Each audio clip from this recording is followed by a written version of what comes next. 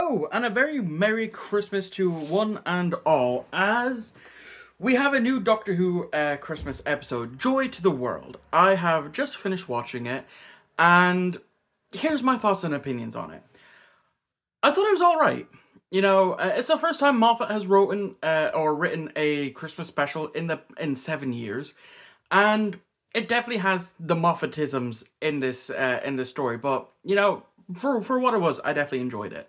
It was interesting seeing the different timepieces through the time hotel. That was a thing. But I also remember checking the time, thinking, "Hang on, this doesn't feel like that." It's to me, it still felt like the beginning, like the very beginning of the story, and not like the second act leading into the third act type of situation. That's how it felt for me. But the episode opens with the Doctor going through the different time hotels. That clip that we seen, and it ends with him going into Joy's hotel room. After we get introduced to her. And then it flashes back to when the TARDIS lands. The Doctor comes out in his dressing gown and goes to get two coffees again, forgetting that he doesn't have a companion anymore, which is something that we have seen happen. It's mainly during the Matt Smith era, which again is that Moffat isms there.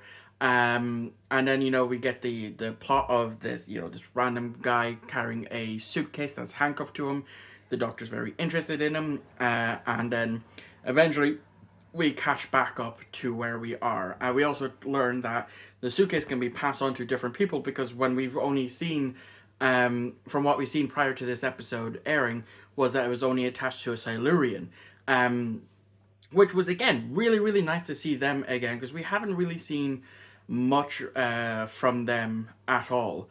Since Stephen Moffat left. So, of course, with him being back, he's going to bring them back at some point, because and I know a lot of people don't like this version of the Silurians. I still like them. I like, this was my Silurians.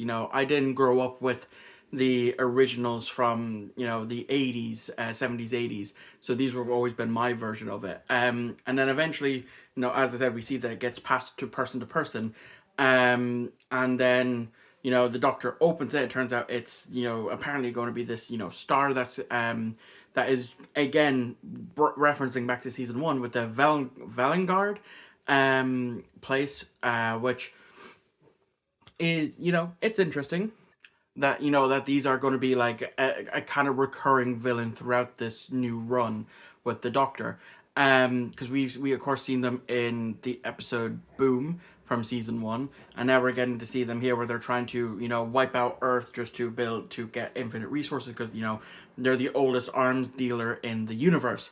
And so then we get to see two Doctors, two of the same Doctor, one from the future, one from that we're seeing, because he opens the suitcase that then triggers that Joy, the current host of the briefcase, was going to die.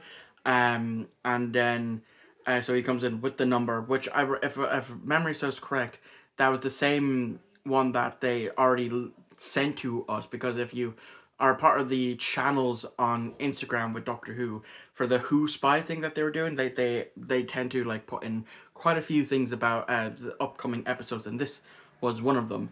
And so then the Doctor goes on this rant about himself, because he's still probably feeling hurt after the whole Sutek situation and Ruby not being with him anymore. And so he's unfortunately forced to stay in this hotel for a year to try and figure things out. And so it's interesting to see that the Doctor had to stay in this one place for an entire year and get a human job.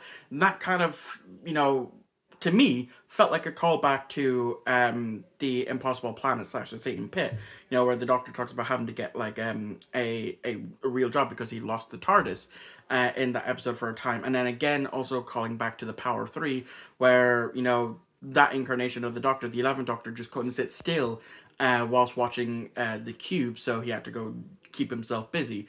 And so having him do, being forced earthbound again for that. And, it's kind of has me thinking of, he's been there a whole year, I wonder what stories, could have happened, what other things could have happened. Could he have intervened in that, because that, that would have been, nice to have seen, I guess. But eventually the loop goes back around, and it turns out that this has to go into the furthest time, so that way it can develop for a long period of time, and then they eventually find it. Joy sacrifices herself, and it turns out that she's now the star of Bethlehem, essentially, to for that. And I remember prior to this episode coming out, there was a few early reviews, of course, of there's going to be a specific scene that was going to probably upset a lot of people. I was very worried when that came out. I thought, I wonder what they're going to do this time, to upset the fan base. And honestly, it didn't bother me. After it kind of did at the beginning. It was like, oh, really? They're doing that. But after I thought about it, like it in essence now doesn't really bother me.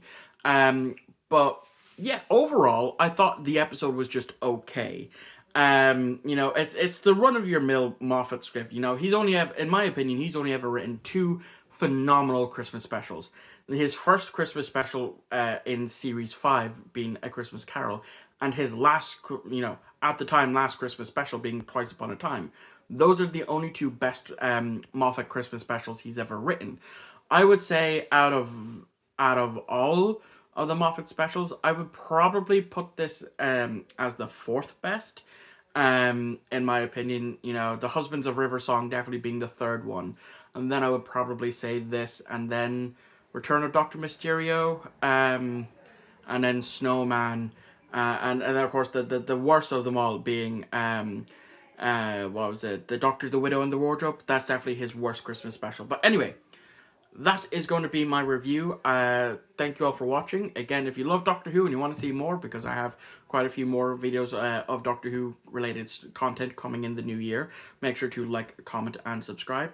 And again, let me know what you thought of the episode in the comments down below. And I'll see you all next time. And I hope you all had a very Merry Christmas for those who celebrate. And yeah, I'll catch you all on the very next upload.